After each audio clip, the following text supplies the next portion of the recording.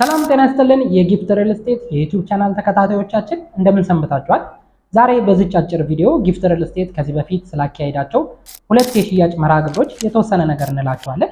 ምን አይነት ውጤት ተመዘገበ፣ እንዲሁም ደግሞ በዛ ካምፔን ወይም ደግሞ የሽያጭ መርሃ ግብር የገዙ ደንበኞች ምን ተጠቀሙ የሚለውን እንደ ኦቨርቪው ለማየት እንሞክራለን። በተጨማሪነት እየገነባ ነው ያለው የለጋሃር ሳይታችን በምን አይነት የግንባታ ሂደት ወይም ደግሞ ፕሮግረስ ላይ ደርሷል የሚሉትን እያንዳንዱን ህንፃ ለማየት እንሞክራለን። በተያያዘም ደግሞ ሪል ስቴትን በተመለከተ የወጣ አንድ ህግ አለ። ይህ ህግ ደግሞ የውጭ ሀገር ዜጎች ኢትዮጵያ ውስጥ ንብረትን ማፍራት በሚመለከት የወጣ መመሪያ ነው። ይሄ መመሪያ የሚጸድቅ ከሆነ ሪል ስቴቱን በተለይ ወደ ምን አይነት መልኩ ሊያመራው ይችላል የሚለውን ነገር እናያለን። አብራችን ቆዩ። ጊፍት ሪል ስቴት ከዚህ በፊት በዚህ ቻናላችን ለመግለጽ እንደሞከር ነው ጊፍት ሪል ስቴት ሁለት የሽያጭ መርሃ ግብሮችን አዘጋጅቶ ነበረ። የመጀመሪያው የሽያጭ መርሃ ግብራችን ከሚያዝያ 2 እስከ ሚያዝያ 4 የተከናወነ ሲሆን ሁለተኛው የሽያጭ መርሃ ግብራችን ደግሞ ከሚያዝያ 23 እስከ ሚያዝያ 26 ድረስ ያካሄድነው ነበረ። በእነዚህ የሽያጭ መርሃ ግብሮች እንግዲህ ጊፍት ሪል ስቴት ከ272 በላይ ቤቶችንና ሱቆችን ከሁሉም ሳይቶቻችን ላይ ለመሸጥ ችለናል። በእነዚህ አጭር ቀናት ውስጥ እንደዚህ አይነት ትልቅ ሽያጭ ለመሸጥ የመጀመሪያው ሪል ስቴት ለመሆን ችለናል። ይህ ደግሞ የሆነበት ዋነኛው ምክንያት ለደንበኞች በጣም የተመቸ ሁኔታዎችን መፍጠር በመቻላችን ነበረ። ከ25% እስከ 30% የሚደርስ ቅናሽ ሁሉም ቤቶቻችን እና ሱቆቻችን ላይ አድርገን ነበረ። ይሄ ደግሞ ዋጋቸውን በጣም በትልቁ ልዩነትን የፈጠረ ነገር ነበረ። በተጨማሪነት የቅድመ ክፍያችንን አሁን ከደረሰበት የግንባታ ሂደት በትንሹ 5% ድረስ ዝቅ አድርገን ደንበኞች ቤታቸውን በ5% መግዛት እንዲችሉ እንዲሁም ደግሞ በ5% መክፈል የማይችሉ ደንበኞች ደግሞ በ2% ቅድመ ክፍያ ከፍለው ቤታቸውን ለሁለት ወር ያክል መያዝ የሚችሉበትን አሰራር ይዘን መጣን ነበረ። ከዚህ በፊት ደግሞ ጊፍት ሪል ስቴት ላይ ለረጅም ጊዜ ያልነበረ በተለይ ከባንክ ጋር የሚገናኙ ቤቶችን በእነዚህ ፕሮግራሞች ይዘን መጣን ነበረ። ስለዚህ 60/40 የባንክ አማራጭ ያላቸውን ቤቶች ይዘን መጣን ስለነበር ይህን የሚፈልጉ ደንበኞች በቀላሉ ለመጠቀም እድልን ሰጧቸው ነበረ ማለት ነው። ስለዚህ በአጠቃላይ ለደንበኞች በጣም የተመቸ ሁኔታዎችን ፈጥረን ስለነበረ በእነዚህ ሁለት ካምፔኖች የሽያጭ መርሃ ግብሮች እነዚህን ያክል ሽያጮችን ልንሸጥ ችለናል ማለት ነው። የሽያጩ ዓላማ እንግዲህ ጊፍት ሪል ስቴት በጣም በትልቁ 84,000 ካሬ ላይ ያረፈ መንደርን ከአዲስ አበባ አስተዳደር ጋር እያለማ ይገኛል። እነዚህ 16 ብሎኮች እንግዲህ በቅድሚያ እየሰራናቸው ያሉ 4 ብሎኮች አሉ።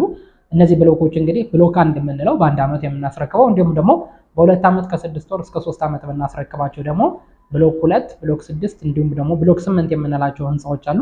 እነዚህ ህንፃዎች እንግዲህ እንደ መረከቢያ ጊዜያቸው ያከፋፈል ጊዜያቸውም እንዲሁም ደግሞ ቅድመ ክፍያቸው የተለያየ ቢሆንም ነገር ግን ለሁለቱም ደግሞ በተመቸ መልኩ ቅናሽን አድርገን ነበረ። አሁን እንግዲህ ከላይ የጠቀስናቸው ህንፃዎች ማለትም በአንድ ዓመት የሚደርሰው ብሎክ 1 6ኛ ፍሎር ሞልተን ወደ 7ኛ ፍሎር እየደረስን እንገኛል። ይህም እንግዲህ በአንድ ወር ውስጥ ባለው የስራ ሁኔታ ይሆናል። የመጀመሪያ ካምፔናችን በምናካሄድበት ጊዜ ይሄ አንደኛውን ፎቅ ብቻ ጨርሰን እየሸጥንበት የነበረ ሁኔታ ነው የነበረው። በተመሳሳይ በ3 ዓመት የምናስረክባቸው ህንፃዎች ላይ ማለትም ብሎክ 2 የቤዝመንት ስራ ተጠናቆለት ከመሬት በላይ ያለው ስራ ይጠበቃል። እንዲሁም ደግሞ ብሎክ 6 እና ብሎክ 8 ከአንደኛ ፎቅ እስከ 3ኛ ፎቅ አሁን በዚህ ሰዓት ስራቸው እየተሰራ ይገኛል ማለት ነው። ጊፍት ሪል ስቴት እነዚህን የመጀመሪያ እና ሁለተኛውን የሽያጭ መርሃ ግብር ከተገበረ በኋላ አሁን ደግሞ ለሶስተኛው መርሃ ግብር ቀን ቆርጠናል። የሶስተኛው መርሃ ግብራችን እንግዲህ ከግንቦት 19 ጀምሮ እስከ ግንቦት 23 ድረስ የሚካሄድ ይሆናል። በእነዚህ ቀናት እንግዲህ የሚገዙ ደንበኞች እንደባለፈው ትልልቅ ቅናሾችን፣ የባንክ አማራጭን እንዲሁም ደግሞ ዝቅተኛ የሆነ የቅድመ ክፍያ አከፋፈልን ይዘን እንመጣለን። ይህም እንግዲህ ጊፍት ሪል ስቴት በሚያሰራው በለጋሃር ሳይት ዋነኝነት ቢሆንም ነገር ግን 22 ሲኤምሲ፣ ተክለ ሃይማኖት እንዲሁም ቦሌ አትላስ እና አያት ላይ የምናስገነባቸው ሳይቶች ላይ ተመሳሳይ ቅናሽ ይኖራቸዋል። ጊፍት ሪል ስቴት የሪል ስቴት ገበያ የሚያነቃቃ ተብሎ የሚታሰብ አንድ አዲስ ህግ መመሪያ እየወጣ ይገኛል። ይሄ መመሪያ ወደ ስራ በሚገባበት ጊዜ እንግዲህ የሪል ስቴቱን ገበያ በጥሩ ሁኔታ ይቀይራል ብለን እናስባለን። እንደሚታወቀው የውጭ ሀገር ነዋሪዎች በራሳቸው ስም መሬትን፣ ሪል ስቴትም ምንም ነገር በስማቸው መግዛት አይችሉም ነበር። ይሄ እንግዲህ ቅርባችን የሆኑትን ኬንያውያንን፣ ኤርትራውያንን እንኳን የሚጨምር ነበረ። አሁን ይሄ ህግ ወደ ስራ የሚገባ ከሆነ ግን ማንኛውም የውጭ ሀገር ዜጋ የሆነ ህጋዊ የመኖሪያ መታወቂያውን እስካመጣ ድረስ በራሳቸው ስም ኢትዮጵያ ውስጥ ኢንቨስት የማድረግን እድል ይሰጣቸዋል። ኢትዮጵያ ውስጥ በተለይም አዲስ አበባ ላይ የመኖሪያ ቤት እጥረት እንዳለ በጣም የሚታወቅ ነው። እንዲሁም ደግሞ የመኖሪያ ቤት ዋጋ እንዲሁም ደግሞ የኪራይ ዋጋ በጣም ከፍተኛ የሆነበት ሀገር ነው። ስለዚህ በጣም ብዙ የውጭ ሀገር ነዋሪዎች ኤርትራውያንን ጨምሮ ኢንቨስት ማድረግ የሚፈልጉበት ኦፖርቹኒቲ ነበረ። ብሩ ያላቸው ነገር ግን በስማቸው ኢንቨስት ማድረግ ባለመቻላቸው ምክንያት ኢንቨስት ከማድረግ የተቆጠቡ ብዙ ሰዎች ነበሩ። ይሄ እንግዲህ ለነሱ እድልን የሚሰጥ ሲሆን እየቀዘቀዘ የመጣውን የሪል ስቴት ገበያ ግን በጣም ያነቃቃል ብለን እናስባለን።